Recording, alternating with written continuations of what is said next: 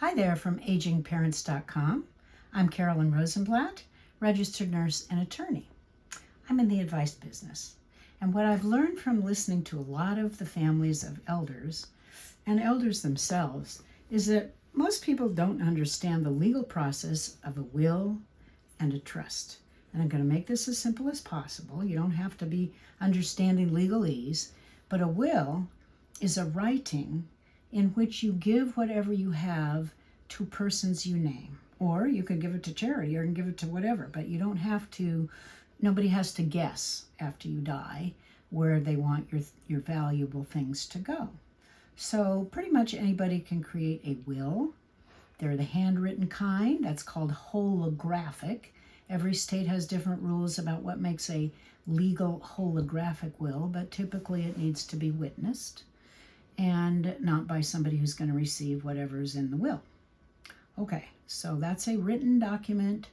The downside of having a will is that if someone dies, whoever is in charge has to prove that the will is valid, and it goes to court called probate. That means proving. And it can be a very long process. It costs money. It's not necessary if it is possible for you in your state or your aging parents to create a trust. What's a trust? It's like a legal box around whatever it is you own.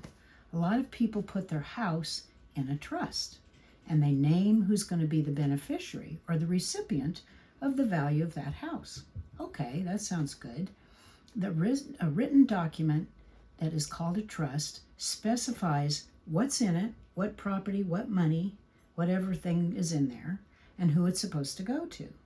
The benefit of having a trust, in most cases, is that you don't have to go to court to prove it.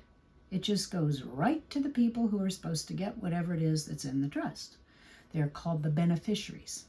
They're the heirs, the people who inherit, okay? There has to be someone who administers, executes, is in charge of that trust.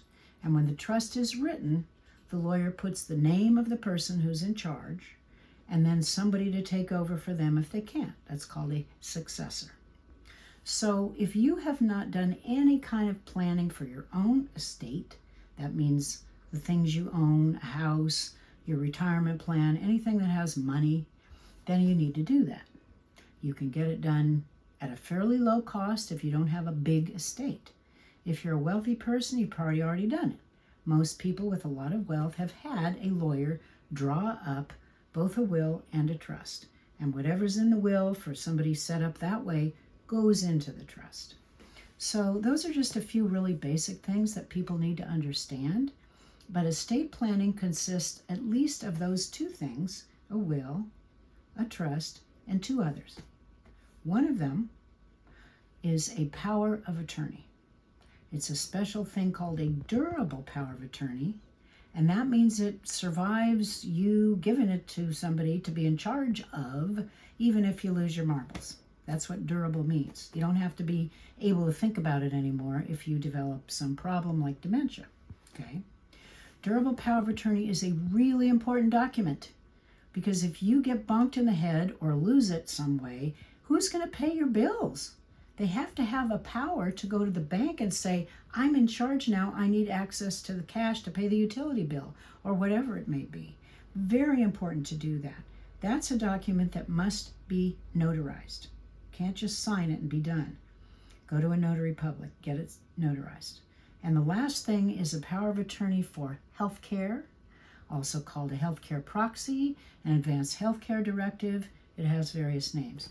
If you ended up in the hospital and couldn't speak for yourself, and somebody has to make decisions about what to do for you or what not to do that you wouldn't want, that document gives someone that authority.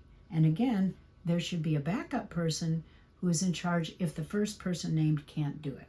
So those four things, part of the estate plan: will, trust, power of attorney, durable power of attorney, and healthcare directive. So remember that. It applies to just about everybody. Thank you for listening. From agingparents.com, I'm Carolyn Rosenblatt.